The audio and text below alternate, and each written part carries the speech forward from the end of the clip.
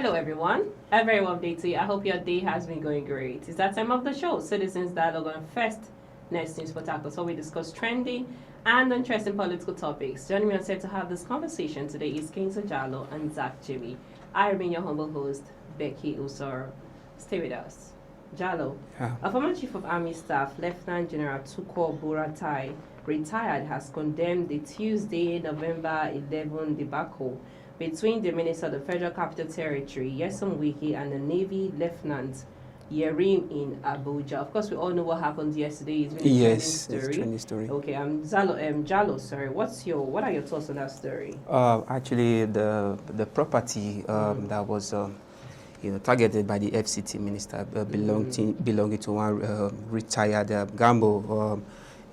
I think the FCT minister trying to perform his duty as a minister of the FCT, it's a good one. But the confrontation between him and the Naval staff, I think, is unprofessional. Let me put it that way. We need to really see the video and the video clips and trendy video of how it has gone viral, which is not in a polite manner. I think this is an issue that would have be taken out, or rather would have been taken to the Federal High Court for a proper lookout, rather than trying to display a confrontation, for the whole public to see. As in the thing now, the question now is what will be the outcome of that confrontation yesterday? And there have been similar cases of the FCT minister, even when he was a sitting governor in Rivers State. You understand? He have some similar issues like this, which is really taking, making his name not to come out, in a better form. You understand? So I think that issue needs to be addressed, and it ought to be put in order. Yes, he has the right, in terms of claiming properties or demolishing buildings in order to put the state's infrastructure properly. Yes, he has the right. But at the same time, the FCT minister should know that, look, the Abuja is not Rivers State, where he was a governor, that he went ahead demolishing one or two property in the name of developing and then creating more infrastructure in the state. Now, you should know that Abuja, is a place where high-profile personas dwell, and definitely there might be properties that are lands rather that these personas might have claimed.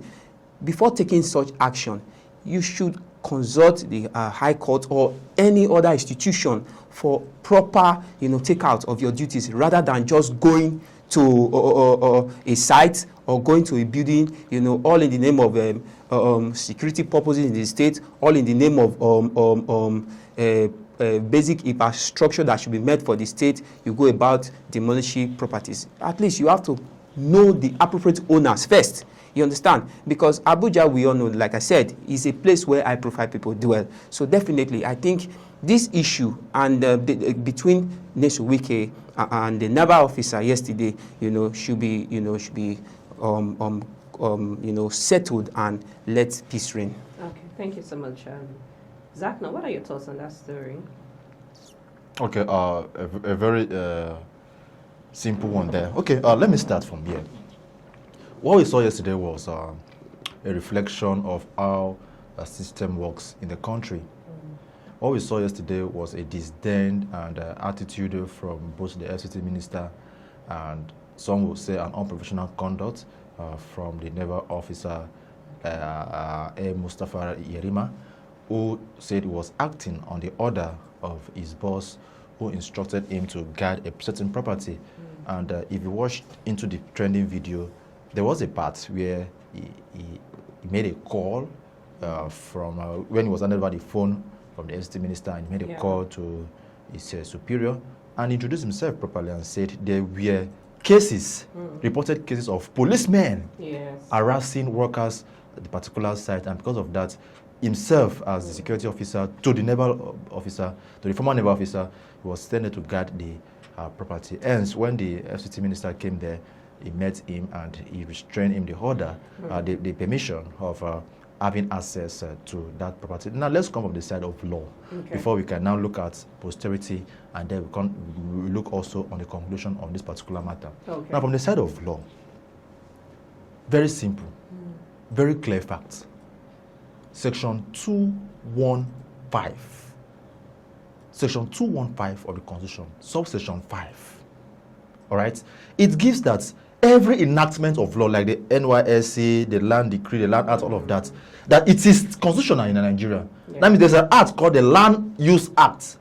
Now, if you come to the Land Use Act, Section 6 of the Land Use Act, Cap L5, 2004, it says that the minister can enter anywhere. Okay. The minister does not need permission. He can enter anywhere to seek for the due ownership of a particular land in the FCT. This is the duty of the minister as enshrined in Section 6 of the Land Use Act 2004, Cap L5. That is still on the law. Then if you still come back to the Nigerian Constitution, Section 5 says that the president can send anybody. He can send myself, he can send anybody to go and carry out responsibility. So the minister is acting upon this instruction. But let me come back to Section 215 that I mentioned above. The Land Use Act is an act that is a federal law that must be obeyed. All right? And aside from that, we also have Section 317 that says the armed forces do not have the right to go and protect land. That's not their work. Let's be very clear. Okay. It is not the work of a naval officer to go and do what? Protect land. Navy is where? At the sea. What are we talking about? Go to the sea and work. That is your area of what? Jurisdiction. But because, like I mentioned earlier, it's a systemic problem. Okay. It reflects how anarchy has indirectly come to stay in Nigeria. The two parties are wrong, and that is where I'm pointing out. Okay. I just pointed out that of the naval officer. It is very wrong that you are stopping a civilian who is carrying out his own duty as enshrined in the Constitution. The Constitution says in the Land Use Act that he has the right to enter any facility to demand authentication. Gets the veracity of information as to who owns a certain property in the FCT. That's there. And on the part of yerima, you are now used as a tool to obstruct the Constitution, which is wrong. The naval officers to go to the sea and work. However, in the naval proceedings, they can choose to take any of their lieutenants to guard the property. Yeah. But you should know where your boundaries stop. However, he says he's acting on instruction. So on this case, we may not want to totally lay the burden of do I call it? I don't use the proof, or we rather use the word the burden of suppression to him. Okay. Rather, we take it to the whoever instructed him. Now that he has now said he's acting on instruction, I expected the minister to go back home and call that person of whose instruction yerima was acting upon. But what we saw Mr. doing was that he stood there, he took up his phone and called, which was more or less more of demeaning character. And also on the part of the minister, how do you call a man on uniform a fool? A fool. Shut up your mouth. Well, on this platform, you're not allowed to use such word. Yeah.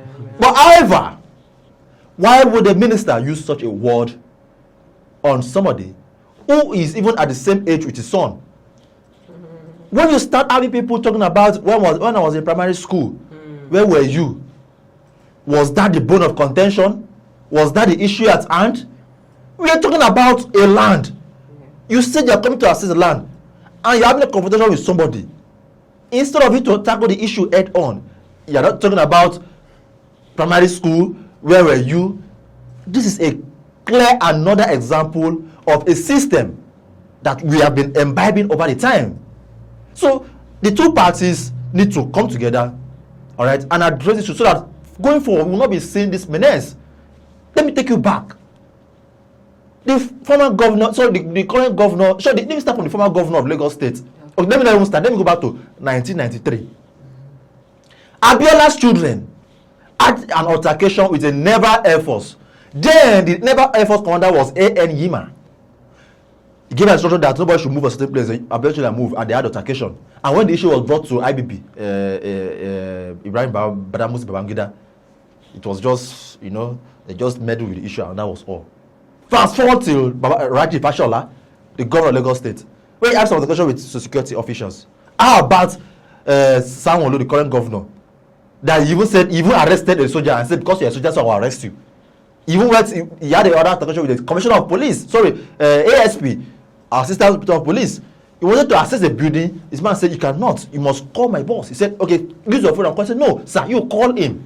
So it's as if it's a recurrent issue we'll be having with leaders. But so that we will not have a reoccurrence of this, everybody should know where their stops.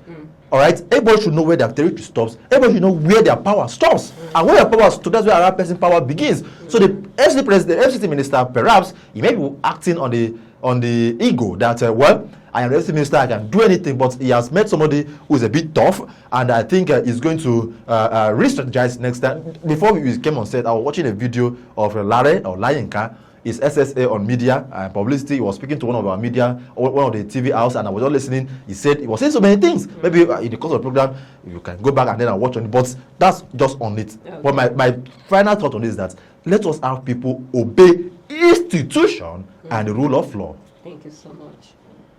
The Federal High Court in Abuja has once again stopped the People's Democratic Party (PDP) from holding its planned national convention. Justice Peter Lifo issued the order on Tuesday after hearing an application filed by former Jigawa State Governor Suleiman Lamido. Jalo, what are your takes on that story?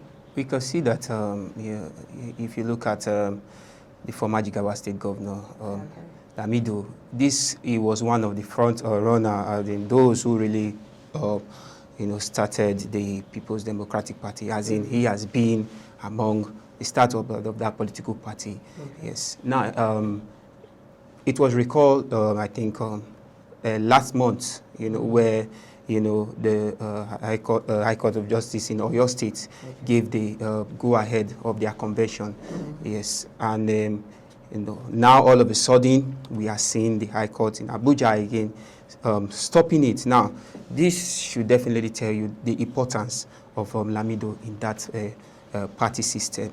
So whatever the dispute or whatever the disagreement they have, I think is something that should be sorted out, because stopping their convention, it's as if, you are bringing the party system down. You understand? We all know PDP before now has been a big political party system in Nigeria, despite their, their lapses, despite their issues here and there. PDP still has a name. Yes, but however, I think the issue with Lamido should be sorted out immediately. Okay. You understand? It should be sorted out immediately, because we can't say, or I can't tell, if there is someone trying to bring the party down in order for other coalition party to be able to raise. So I think this issue should be sorted out in the case of Lamido. Okay, thank you so much. Zach, now what are your thoughts on that story? Okay, a very quick one, very simple and straight to the point. The People's Democratic Party, we saw more development, and of course on the development, we saw that the acting national chairman Abdurrahman Mohammed has called for the cancellation of the planned national convention built to take place in the Ibadan, the Oyo State capital, and that particular information was duly signed by the national secretary of the party, talking about Senator Samuel Anyanwu. But that's just for a fragment of the party. The other sect of the party, they are saying the convention must hold, and this other set consists of Sule Lamido, a one-time Jigawa State governor, who on this particular platform, we did inform you all that he tried to pick the form for the PDP national chairman, and he was denied opportunity to do so. And we all remember what happened. That when he arrived at the PDP national headquarters, and he was denied opportunity to purchase his form, he said, "Well, that what is happening in the PDP is not happy with it." And the PDP at the time, they said they had already done some consultation and on who will be given the form from the northeast, where he hails from. But that's just the story behind all this. And now, from developing story, remember I told you on this platform that we will only talk about a story the court releases developments on or a judgment on. Proud to the day we discussed this. Remember, the court at the time gave PDP to go ahead, all right, to conduct their convention. But a few hours ago, the court has given another court again has given another injunction that you can't continue with the convention. So it's a conflicting one, and it's a very challenging one for the PDP because at the time when we were thinking that the PDP will have the opportunity of coming together and charting a way forward for the overall unity and progress of the party, we are now seeing another opposition effort. We are now seeing people from diverse